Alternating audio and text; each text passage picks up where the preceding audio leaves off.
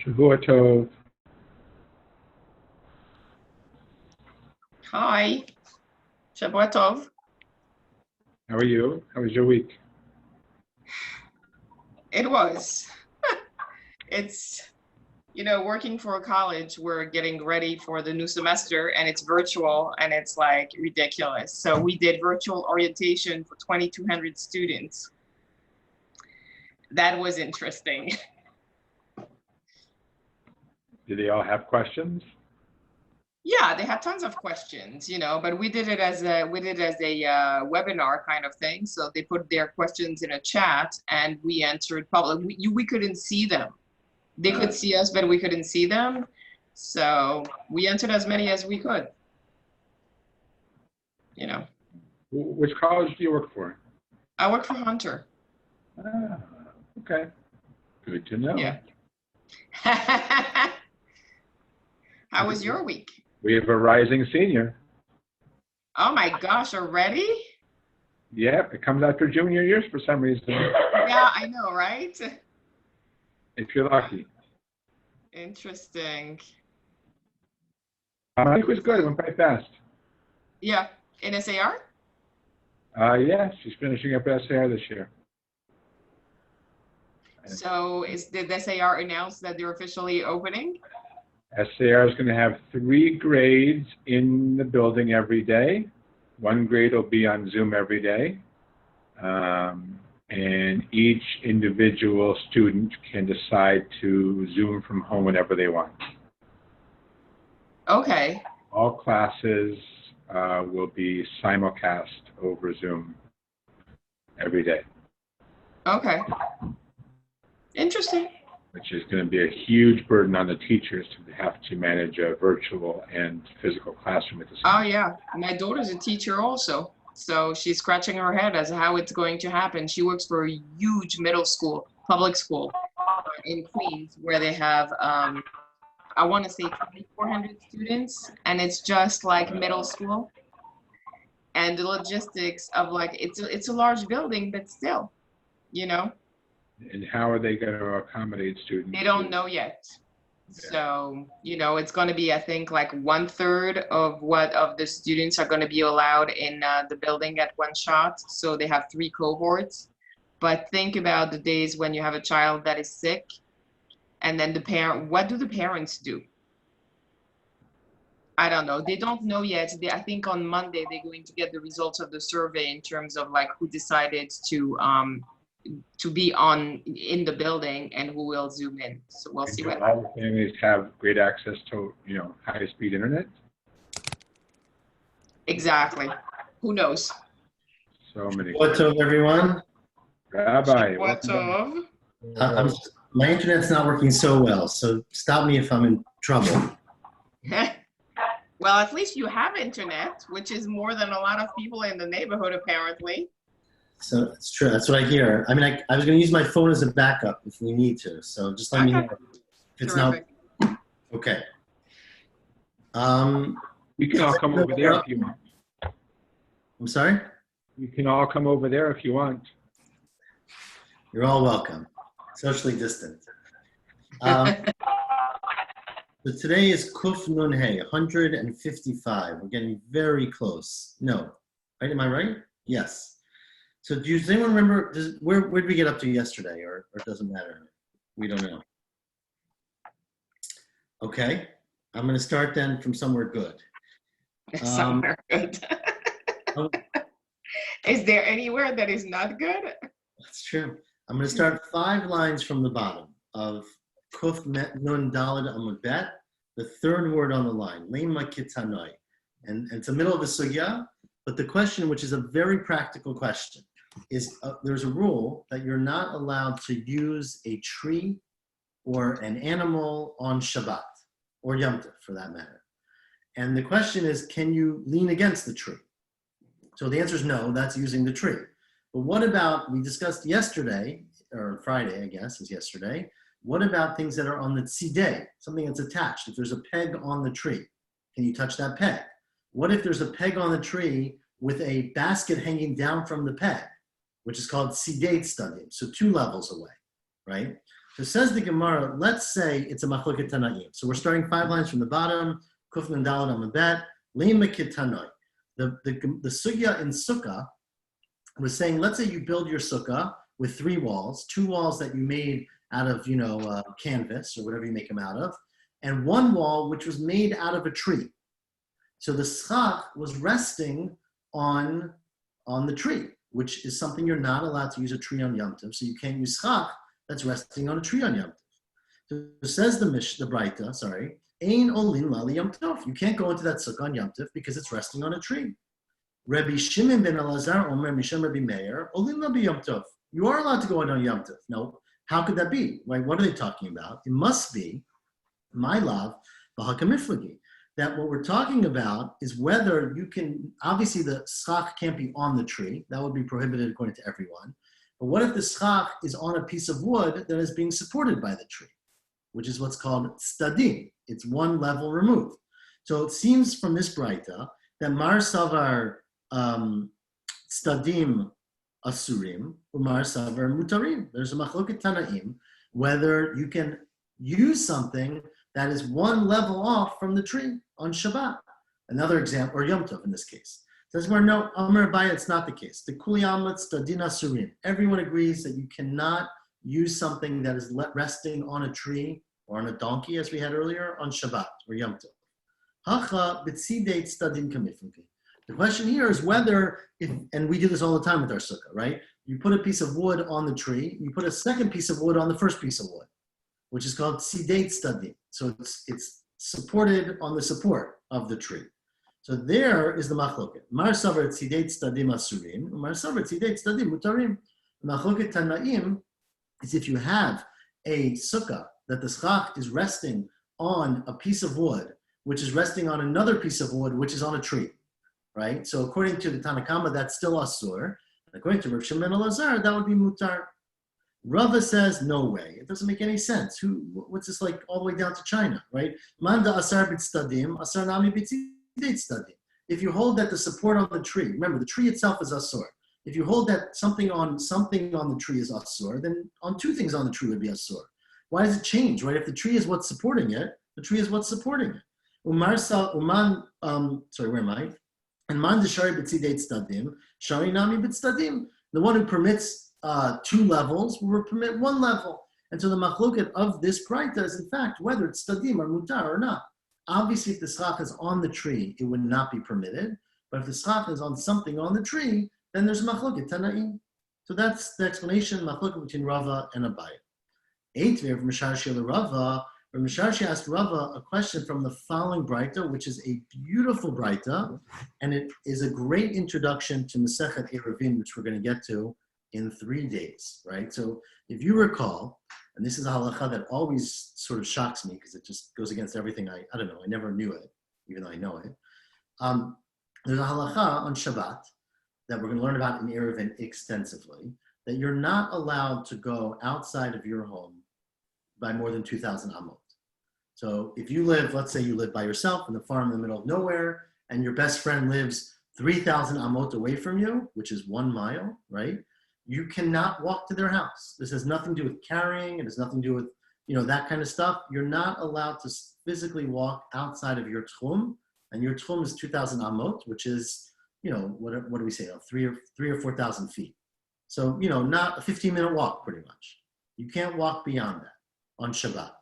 So you can't go see your friend, or you can't even go to shul, if that's what it is. But as we're going to learn in Eruvin extensively, there's a way around this. And the way around it is that instead of centering your 2,000,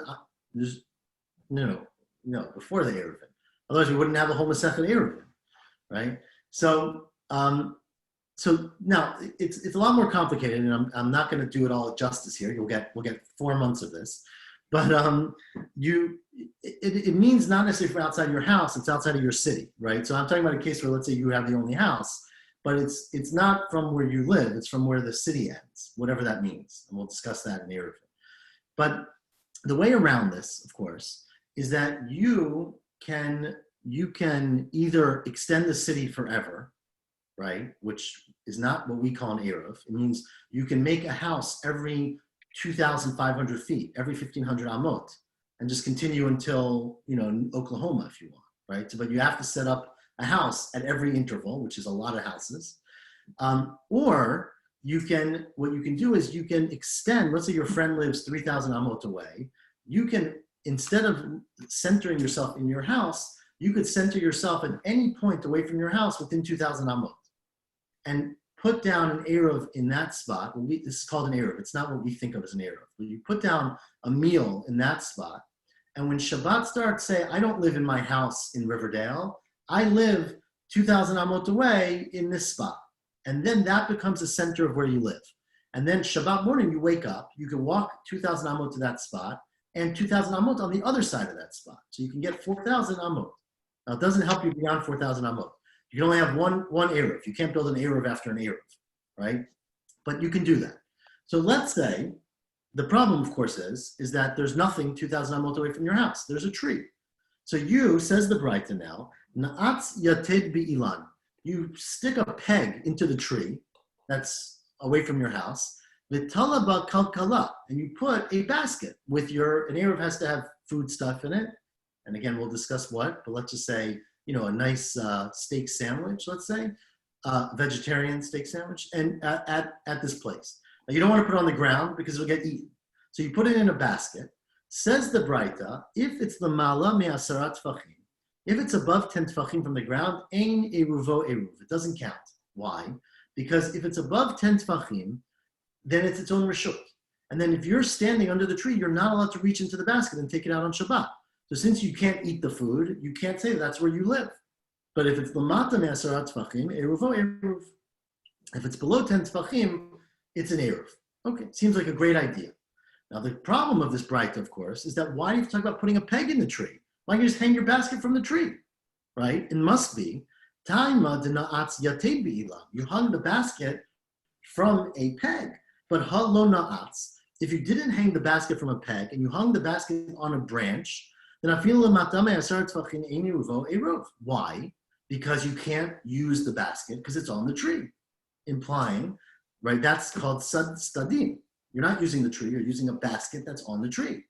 So haitana. High Tana the Kasavar but Stadim. This Tana is answering Stadim, right? So you can't take something out of a basket that's on a tree, but if you put it on a peg on the tree, all of a sudden you can do it. So you see, like what Rava said, that one level you can't do, but two levels you can do. Kashari with Tidate Stadim. Beautiful proof. Amrav, Papa, no, you misunderstood the Braita. Hacha bekalkala dechuka askinan. It's talking here about a very narrow basket, where you don't get things out of it easily. When you're reaching your hand in to take out the Eruv, you're going to rest or you're going to move the tree. So it's not like it's separated from the tree. It's actually right on, if it was on the branch, we're worried that when you reach into the basket, you're going to move the branch directly. And therefore, the only way we permitted it is not if it's hanging on the tree, but if it's hanging on a peg that's on the tree. So that when you move the basket, you'll move the peg, but you won't end up moving the tree. The Hilchatat Stadin Asurin, in fact, we paskin that something that is leaning on a tree is not usable on Shabbos or Yom Tif. And Sidate Stadim, but if it's leaning on something else that's leaning on the tree, then it's Mutarim. Amar Vashi, well, Nahashta, the Amrit Stadin Asurin, since we paskin this way, Hai Darga, right? Let's say you have a ladder. So Rashi explains this is like you have it's probably used for animals, but let's just say you have a playhouse. It's not on the tree because you can't obviously go in a treehouse on Shabbos. That should be obvious. But it's next to a tree. And you have a ladder to go up to your house, the madla, and it's hanging down, so you climb up on it. You shouldn't rest it against the tree on Shabbos, the Havilat Stadim, because you can't then climb a ladder that's resting against a tree. You should put it on a piece of wood that's on the tree. Meaning you could, nail something into the tree, put your ladder against the tree, but not touching the tree. And then it's 2 steps away. But when you go down, don't put your bucket on the peg. You should put it on the rung of the ladder. But again, this is just saying that you can't use something that's on a tree, but you can use something that's 2 steps away from a tree on Shabbat or Yom Tov. Doesn't sound too safe to me. It does, yeah, I guess. Continues the Mishnah. Matirin pikiyei amir lefnei behema. We're really close to the end here, but the case here is you have animals. You're allowed to feed. You have a mitzvah to feed your animals on Shabbos. But the question is, how much effort can you put into feeding your animals? Can you, cut up their steak into small pieces for them? So says the Mishnah, you can untie pikiyei amir. Now, amir generally means, if someone is English, they can help me out because I don't know what any of these things are, to be honest. But amir, I translate usually hay, right? So the stalks that are left that are animal feed after you've cut down the wheat, right? So you can untie the pikiyim of the hay, lifnei behema, right? You have it tied up in a bundle. You can untie it so that it's easier for them to eat it. Umifasfesin et hakipin. You can, mifasfes means to spread out, to make it, again, if it's a bundle, and make it easier to eat. The kipin, the Gemara is going to talk about what kipin is. Avalo tazirin, but you can't do this to zirin. So we'll see in the Gemara what pikiyim, kipin, and zirin are.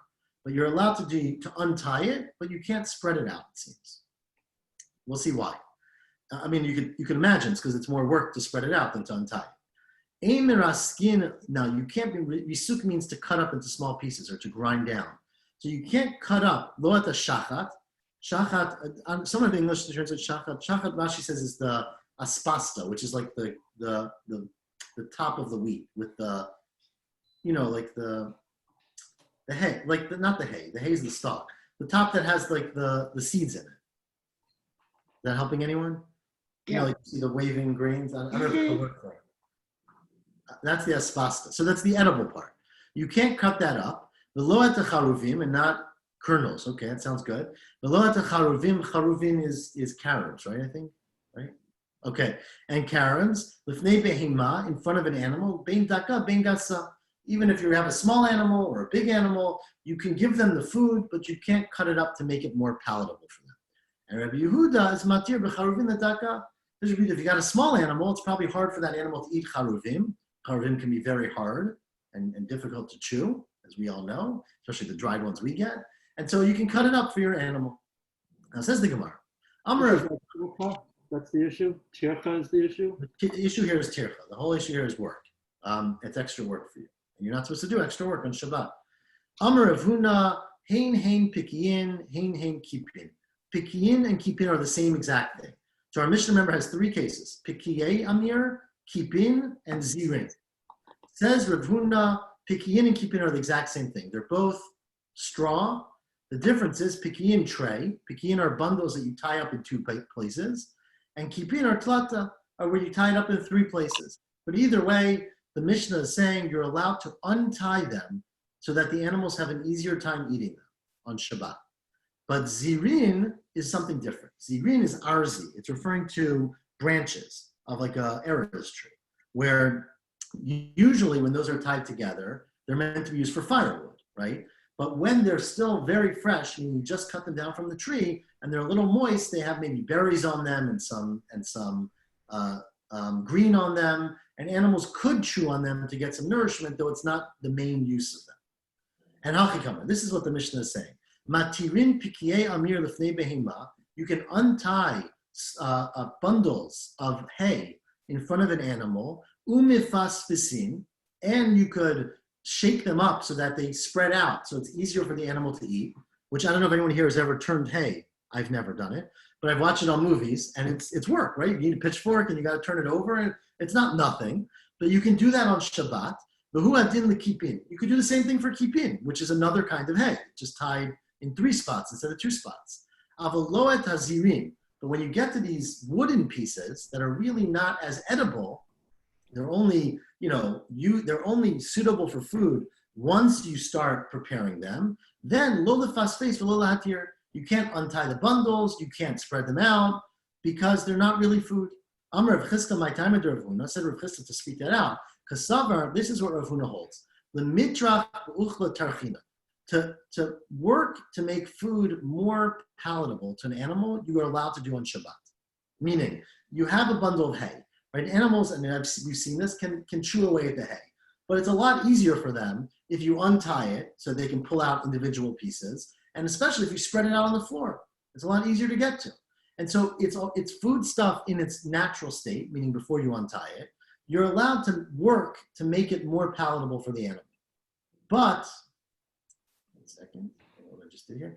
But you're not allowed, if something is not considered edible, like these wooden pieces, you're not allowed to make them into food. L'shvuye uchla, to create food or turn something that's not edible into something edible, lo mashvinan. You can't do that on Shabbat because it's too much effort, it's too much work.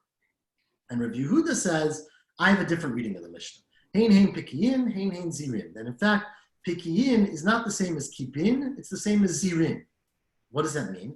Pikiyin are tray, is where it's tied, the hay is tied in 2 spots, and zirin tlata. And kipin, the middle case, is arzi. That's the wooden pieces, the wooden branches. Hachikama. And so what the Mishnah is saying is that you can be matirin pikiyei amir lefnei behema. You are allowed to untie, get this clearly, because it's very practical, right? You are allowed to untie bundles of hay to place in front of your animal, but you're not allowed to spread them out. Aval pispusilo, you can't spread them out, meaning you can make it into food, and by untying it, the animal can now eat it, but you can't put extra effort into making it easier for the animals. You can't work harder for your animals to have an easier time on Shabbat. And kipin, which are the branches, which are very hard to eat, your pispuse nami mithaspesin. You can also spread them out, because in order for the animal to really eat them, they have to be accessible. And so you can do that work in order to make it edible for the animal. Avaloat hazirin lefasfes. But the zirin, which is the hay, you can't spread that out. Elalatir, you can only untie it. Amar Rava, my time at Rav Yehuda, kasavar shivyu ochla mashvina. In fact, Rav Yehuda holds the exact opposite. That you can, if you need to feed your animals and you have something that you can turn into food for them, you're allowed to put in the effort to make it into food. But mitrach b'uchla lo tarchina, to make their work of eating easier, you can't do that. You can't make it easier for your animals by working harder on Shabbat, because you're supposed to rest on Shabbat, and so you're not allowed to do that. Okay. This is only for animals. This is only like if I want to make a salad or something and I cut up the vegetables really tiny or something, and it's more work for me to do that. I can't. So that's a good question. So the answer is yes. This is only for animals, and for humans in general. As long as it's something that's for your benefit on Shabbat, you can do it. Your example is a little bit of a tricky example, because sometimes we say if you cut it up too small, that's a whole nother problem, right? But from a tircha standpoint, yes, this is only for your animals and what they consider to be appropriate for your animal. And like everything we've had in this parak and really before, these are, as I said last week, I think, there's a big gray area. And like, what's too much tircha? What's uvda dechol? How do you sort of quantify those things? Okay. Tanan. Now let's try to, hi David, let's try to prove this from the second part of the Mishnah. We are the second wide line of Kuf Nun Hey and Aleph, smack in the middle of a very hard sugya. Tanan. The Mishnah continues, you can't crush up, grind up, or cut up the shachat, which we translated as kernels, and I don't think that's the best word, but that's what we're doing, and charuvin, and the carobs in front of an animal, whether it's a small animal or a big animal. Now, presumably, says the Gemara, my love, if you have 2 cases, they're similar, and charuvin dumya de shachat, that the charuvim are the kind of carobs that are like the grain, like the kernels. Ma shachat terechichi, just like the kernels are soft and they're something you can crush and chew and are easy to eat. Af charuvim terechichi. We're talking about fresh charuvim, which unlike the ones we get in the supermarket here, right, 6 months later, are still somewhat moist and they're more edible. So Alma, what you see from this Braita is that you're not allowed to do this in front of an animal, implying lo tarchinam b'uchla, that as long as something is edible, you are not allowed to put in more effort to make it easier to eat for the animal. All you can do is what Rav Yehuda said. You can turn it into food, but once it's food, you can't put extra effort in cutting up the steak for your cow. Or that's a bad example.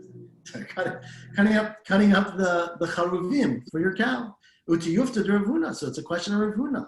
Rav Huna, no. Rav Huna said, I would read the Mishnah totally differently. I would say, look, shachat dunya de charuvim. That the example, the case that you test cased here is charuvim. Ma charuvim de akushi.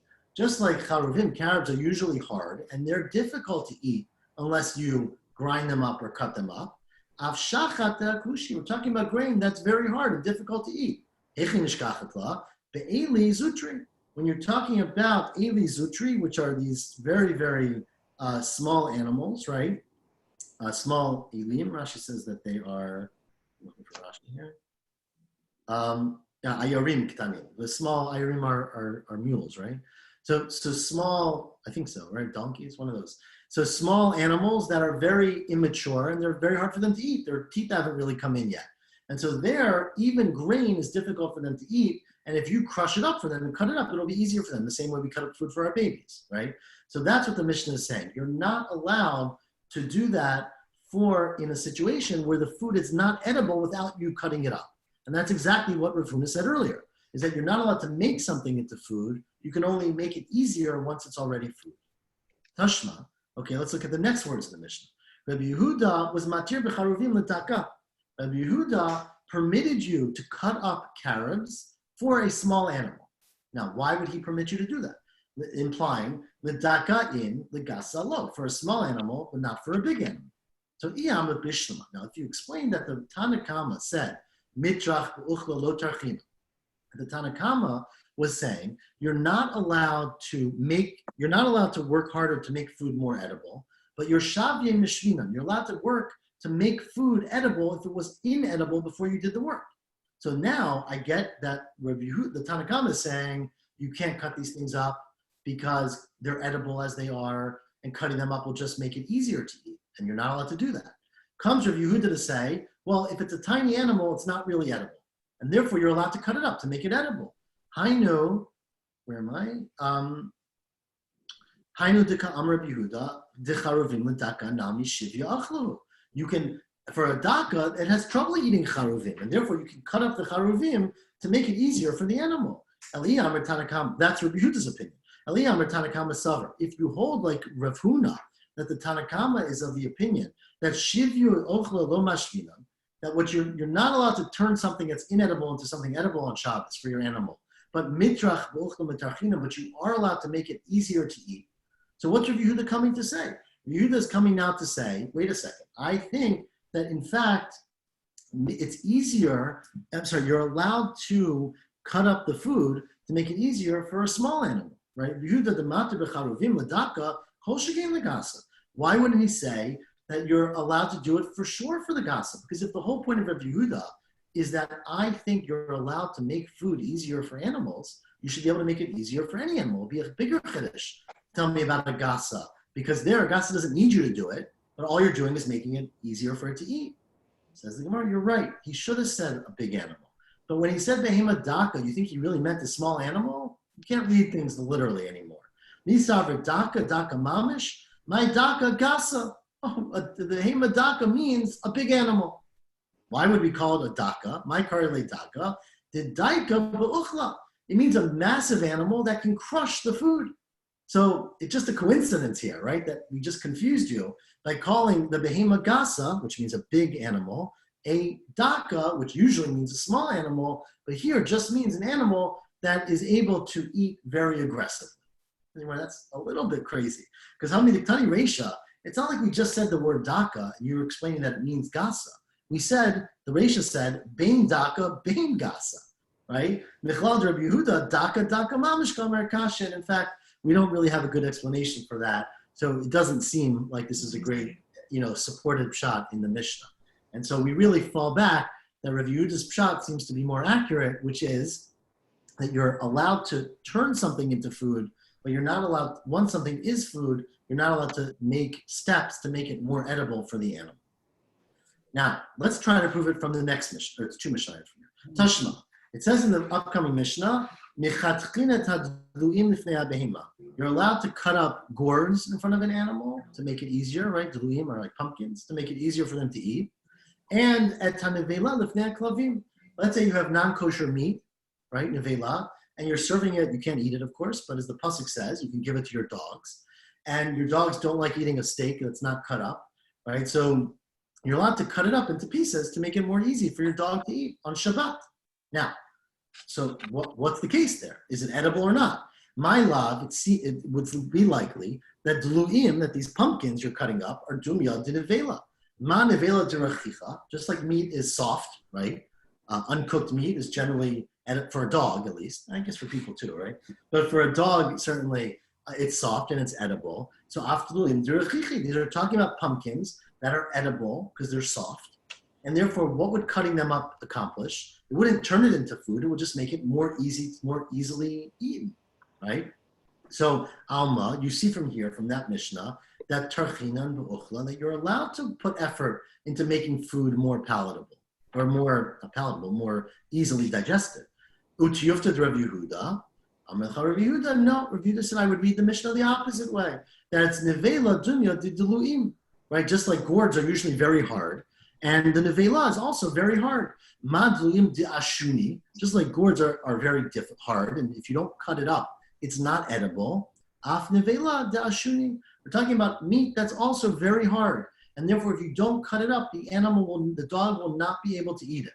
This is why the basar pili, right? As everybody knows, elephant meat is incredibly hard. It's difficult for animals to eat elephant meat, I guess.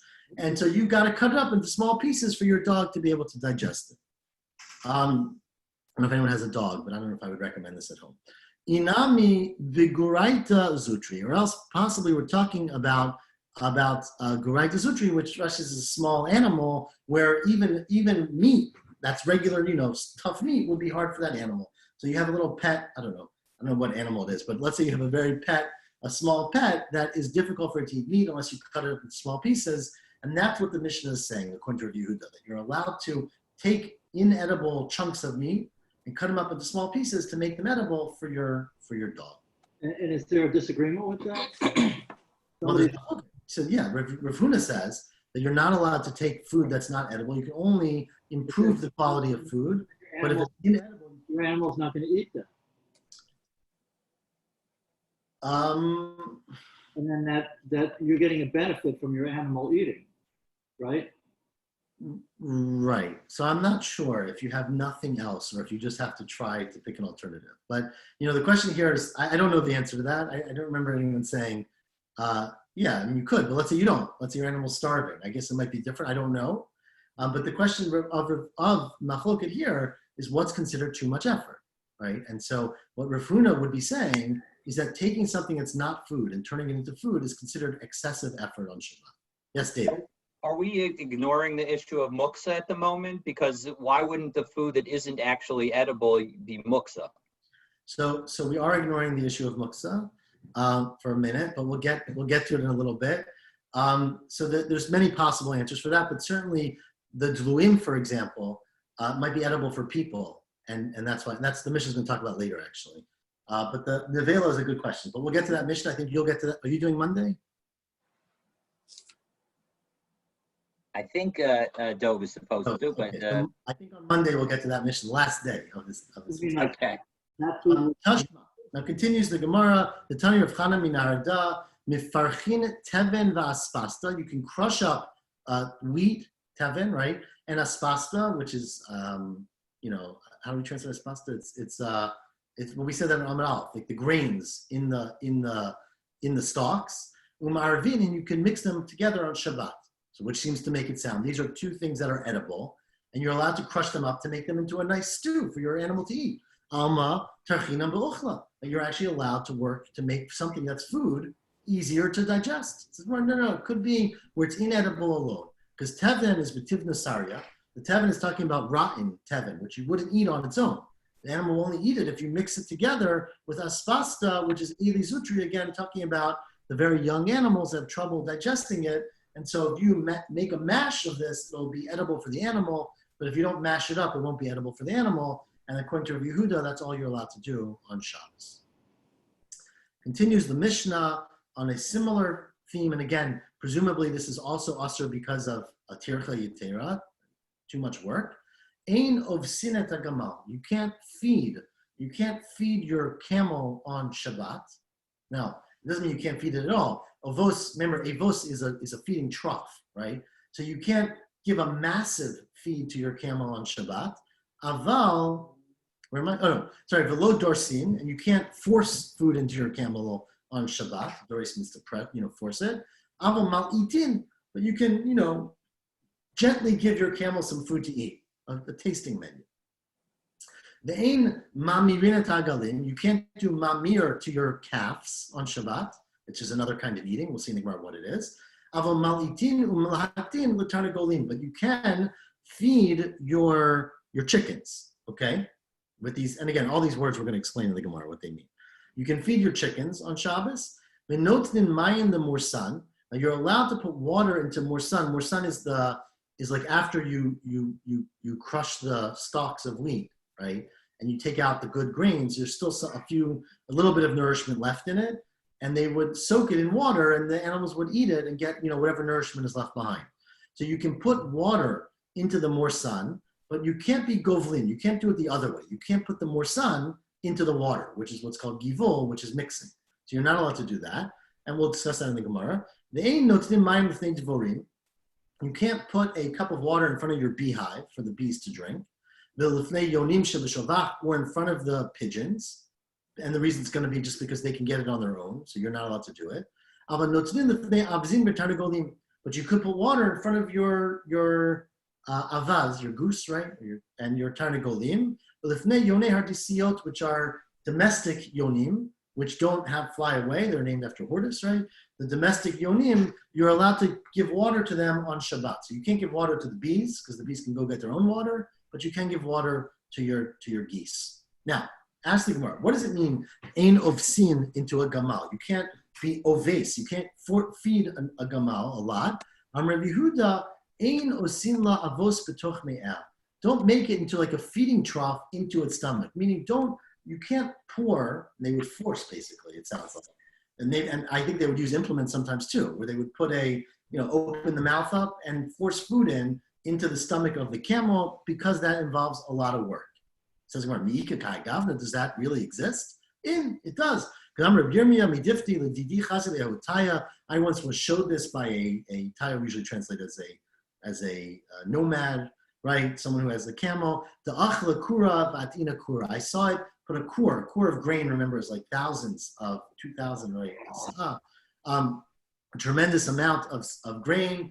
I saw him put a core on top of the camel and fill a whole core inside the camel.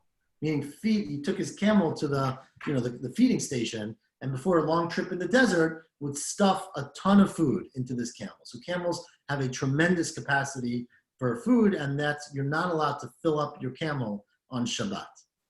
Ein mamirim, because it's too much work. Ein mamirim. What says more? You're not allowed to be mamirim, we said, but you can be mal-itin. What's the difference? My ezu hamra'ah, the ezu halata. Remember, hamra'ah is asur, halata is mutar. What's the difference? Amar Yehuda, hamra'ah is where you put the food into your animal, l'makom she'eno yechola lahachzir. It's to where you feed the animal and you force it down its throat so that it can't bring the food back up again. It can't spit it out. You force it all the way down. That you're not allowed to do on Shabbat. And halata is the makom sheichol lahachzir. Halata is where you give it to eat. You put the food in the mouth, but the animal could spit it out if it wanted to. So that is permitted. That's what Rav Yehuda said. Rav Chisda said, no. They're both putting the food in so far that the animal can't bring it back up again. But what's mutar? Hamra'ad, which is asur, is bikli, is where you use the device to do this. Let's say you have a funnel, right? Or some other, I'm sure that farmers have better devices than a funnel, but you have some feeding device to actually go down the animal's throat and put it in. That's asur because it's more work. Halata is when you do it biyad. When you put it with your hand and you force it down, that's okay. So that's what Rav Chisda said. It says Rav Yosef from our Mishnah. Our Mishnah says the next words are mehalkitin. I'm sorry, this is not our Mishnah. This is a Braita, Tosefta. It says mehalkitin l'tarnagolim. You can be mehalkitin for a tarnagol, but ein tzarich lomer shemalkitin. And certainly, if you can be mehalkitin, you can be malkitin. We'll see what these things are, right? So you can feed it in two different ways, but mehalkitin seems to be the more intensive way. And you can do that. Certainly, you can do malkitin. And continues the Braita, the ein malkitin liyoni shovach liyoni aliyah, but you can't give food in the way of malkitin to the birds because they can get their own food. The ein tzarich lomer she'ein mahalkitin, and certainly you can't be mahalkitin. Now, says the Gemara, what do these things mean? They didn't have, say Steinsaltz back then, blessed memory. So what does anything mean? My mahalkitin or my malkitin. What does those words mean? So ilema, now I would assume that what it means is the mahalkitin, which remember is the more intensive one, is the safilei biyadayim, where you use your hands to force feed the animal. You stick the food into the throat of the animal. That's a lot of work. And malkitin is the shadilei kamayel. It's where you just throw the food into the trough in front of the animal. And so we're saying you're allowed to even force feed it. Certainly you could just put the food in front of it. But that doesn't make any sense because why wouldn't you be allowed to do that for yonei shavach and yonei aliyah? Bichlal the yonei shavach yonei aliyah mishra kamayel nami lo. You're not even allowed to put food in front of them. That seems like a very small amount of effort. Why wouldn't you be allowed to do that?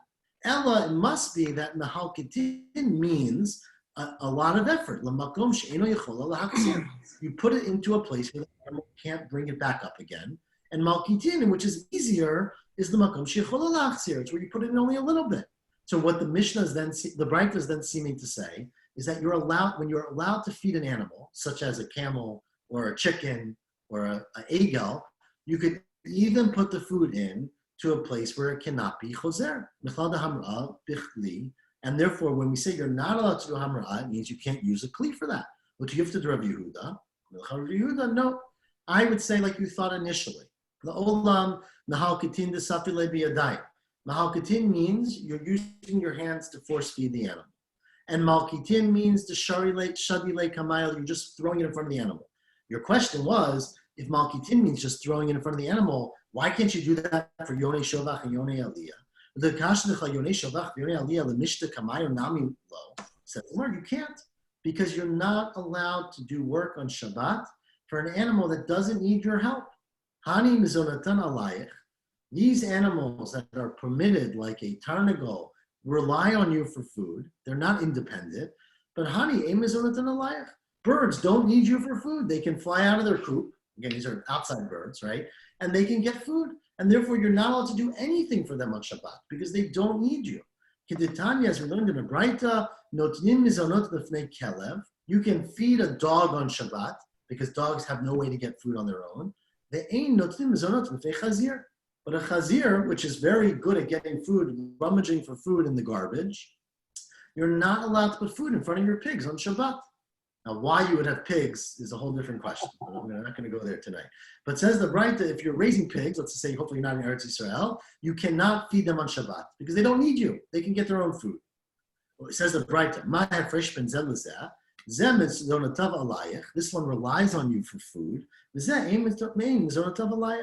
And this one doesn't rely on you. And Amar Rav Ashi Matita Namiteka, in fact, this is supported in a close reading of the Mishnah.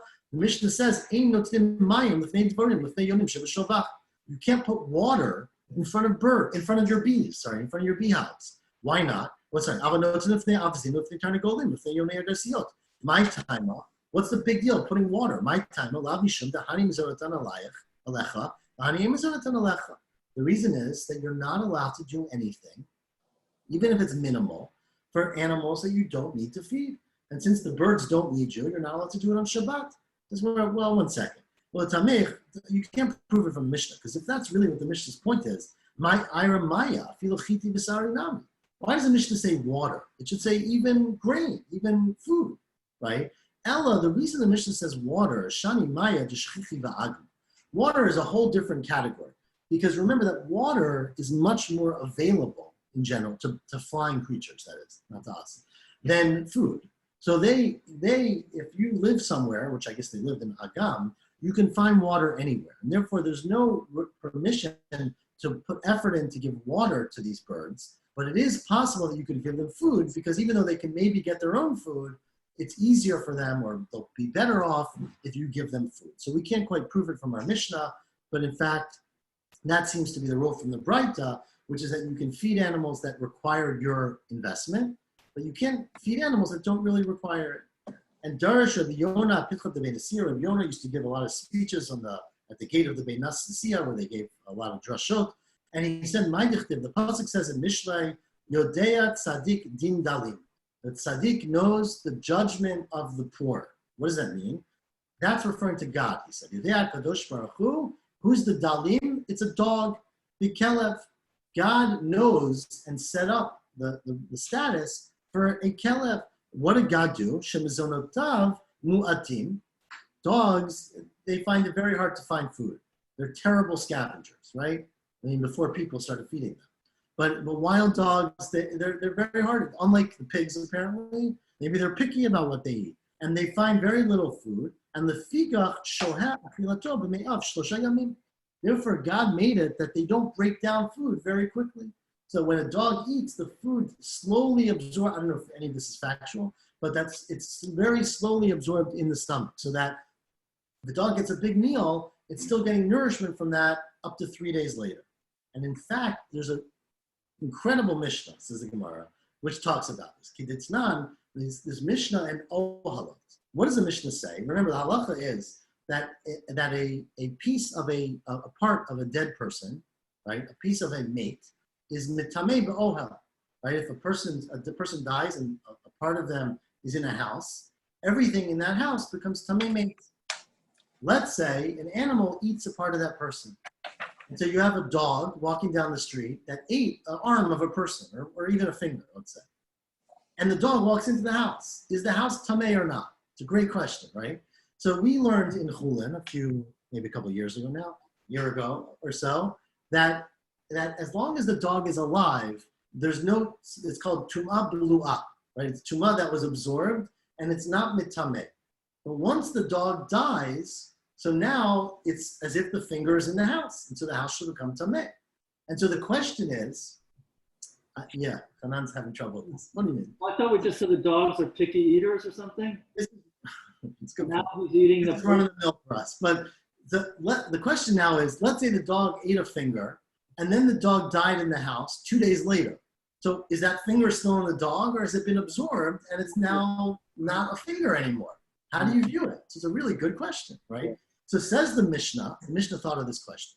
Kama tisha achilato b'me'av yehi tameh.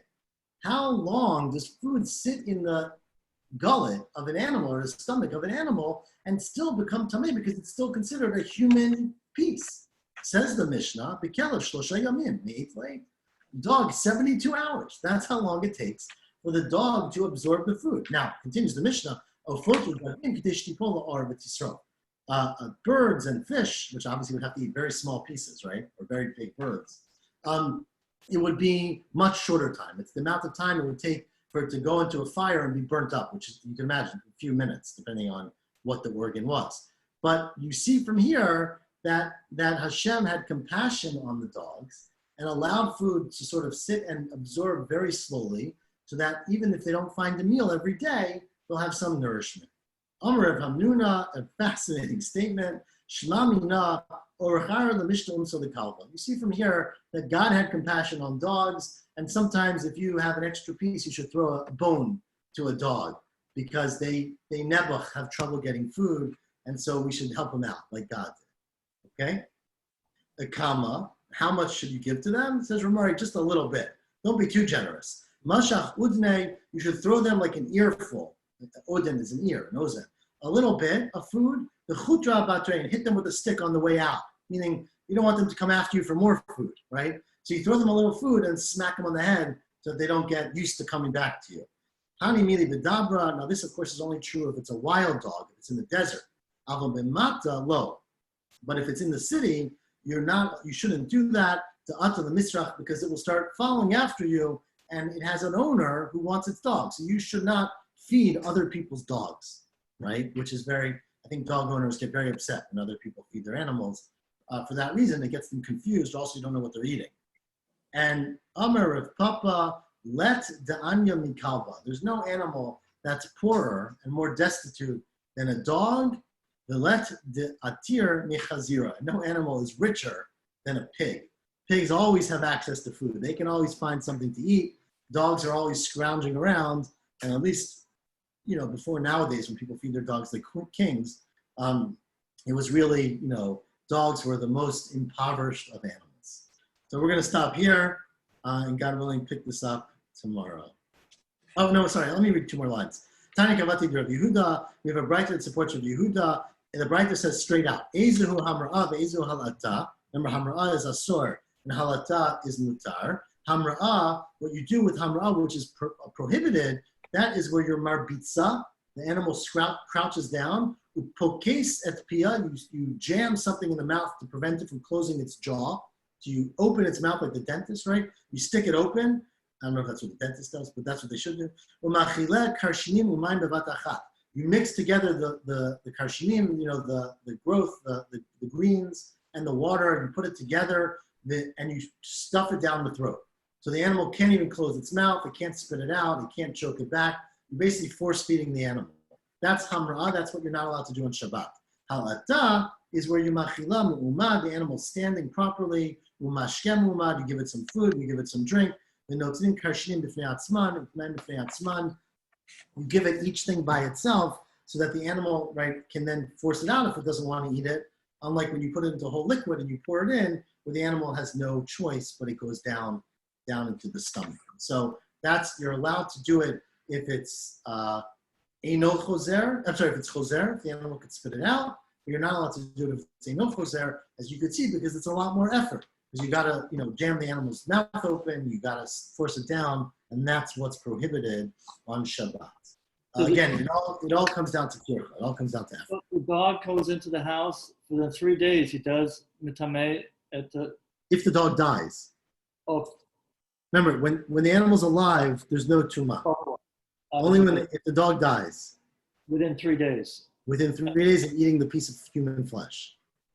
Oh, then it's not balua anymore? Is that the idea? That's right, because then it's not tumah blua, which is only true if something's alive, tumah inside of it is no longer applicable. I mean, it'll be true about a person too, just for the record, but we don't have that. Like if a person ate a body part, I'm just saying, it wouldn't be tameh when it's in the person's stomach. Right. Obviously, if they died, it would be tameh for many reasons. Right. Okay. Shavua tov, everyone. God willing, tomorrow morning, 7:30, bright and early. Shabbat tov. Thank you. David, I'm sorry I ignored your email because I didn't have a good answer. But I don't know what we should do about a siyum. We should definitely do something, but I don't know if people are doing it in person yet. Yeah. Right. So if people are interested, because Miriam, I don't know with you, I guess you'll be there tomorrow, but you're not during the week. So if we wanted to do a siyum, I would be happy to host one in my backyard in a socially distant way. The question is whether there's sufficient demand, and if somebody wants to sort of like organize that we would get food from somewhere or something like that. Obviously, individual portions. So let's bring it up tomorrow when we have more people. Okay, sounds like a plan. Okay, everyone will weigh in. Shavua tov. Shabbat tov, Laila tov.